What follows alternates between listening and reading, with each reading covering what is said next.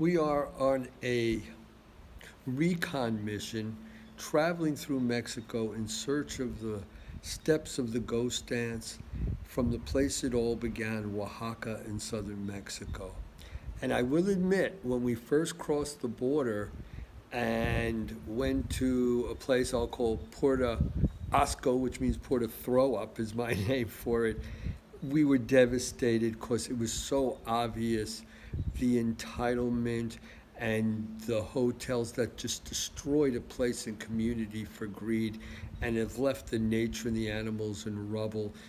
But once we left there and started heading south, we started picking up the steps, and they have led us to Oaxaca and the home of the ghost dance, and we are now in places feeling it not just in the Mazateca where we go every year, which is the heart of the ghost dance, but it's the entire Mixtec, Mazatec, Zapotec world, a world that still is, even in the city, in Oaxaca City, is still indigenous, and you can really feel the indigenous culture and the warmth of the people that makes this a very special place.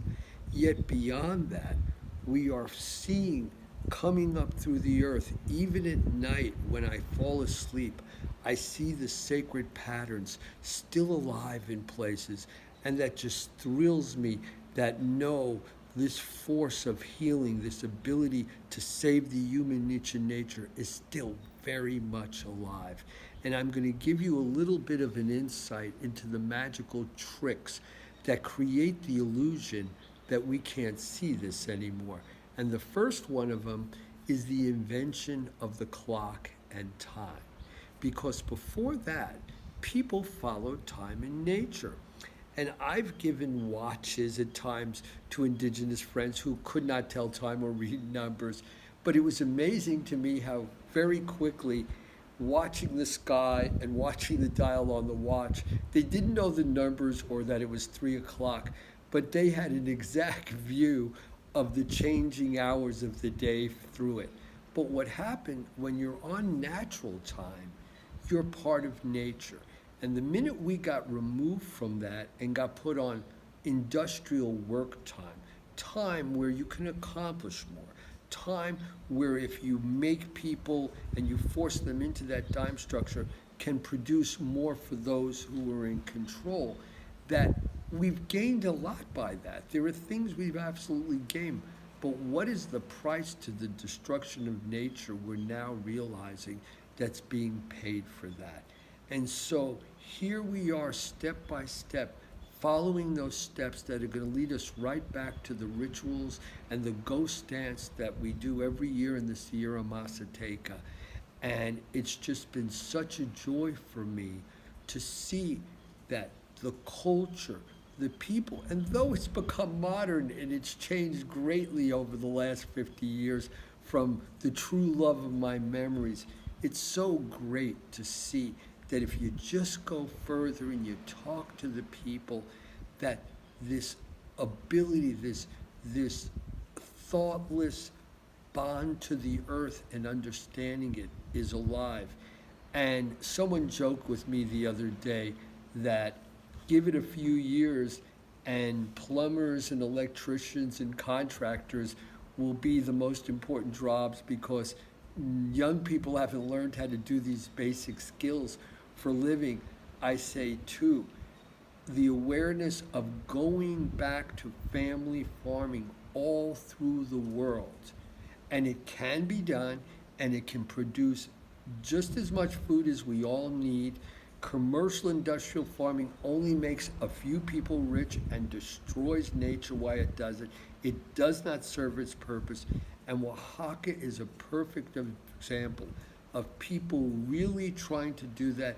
And it amazes me that in very rural areas, I will speak to indigenous people that now speak Spanish. They're not tribally intact anymore, but they know the words. They say, no, the climate's changing. No, the animals are not the same. No, the water, the rain is not the same.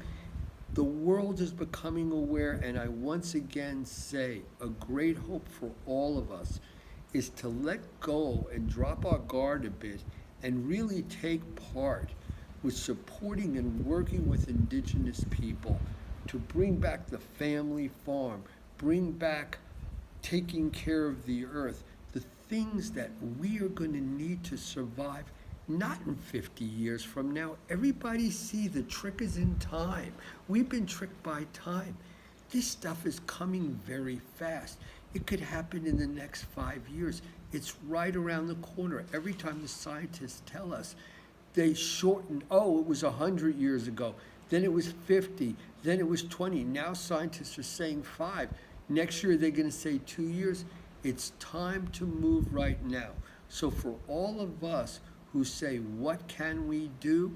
We're going to talk about what you personally can do on the largest scale to happen, and how you personally can have your individual ghost dance. Because the greater ghost dance that I speak about a lot, not my personal ghost dance, will be the thread that strings all the beads of all the different ghost dances together. Because all through the Americas, almost every tribe I've known has had an ancestor dance, a ghost dance, a ghost society. There's always been the belief that we need the ancestors' knowledge to preserve our earth. Ninashkatachili, the gods give to those who give to the gods.